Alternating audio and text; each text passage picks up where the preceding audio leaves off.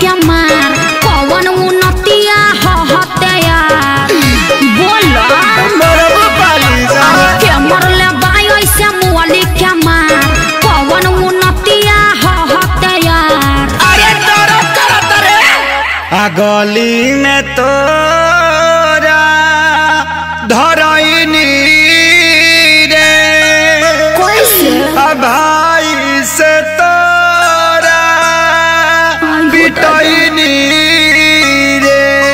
अरे का करे आइल रह हड्डी मसली सब देला से दूर अरे मरले साले कसम से भरा अरे मरले साले कसम से भरा अरे मरले साले कसम से भरा।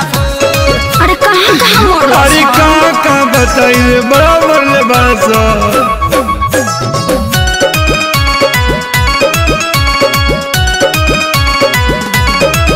मुँह खोला होट बलेटवा खिया दी अब नया राजा हरदी पिया दी। ढेर तालिस नहीं झरला पानू न गारा बात मीठा मीठा जानी कारा।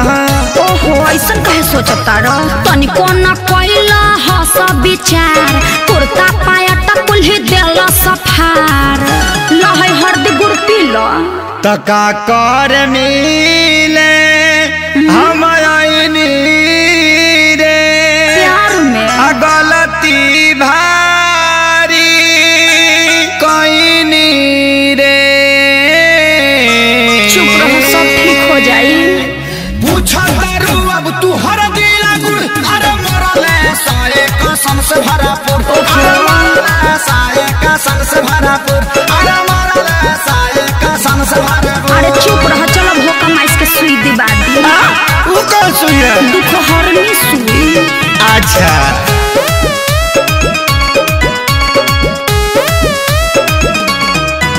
मरल सन जैसे मारे कसाई पापी हो बड़ी बड़े सभाई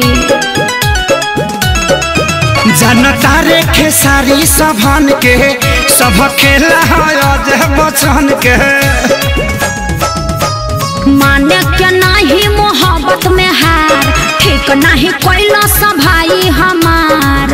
अरे हेंगा कोई मारेला अरे इज्जत अपन हम लुटैनी रे आ सोनू के बात में पड़क गईनी रे। रहे के बायब तो तोरा से दूर अरे मरले साले कसम से भरा अच्छा चुप रह मरले साले कसम से भरा अरे मरले साले कसम से भरा। अरे बाप रे बाप दर्द होता। अरे लावा अमर लाता के पाता साट दी।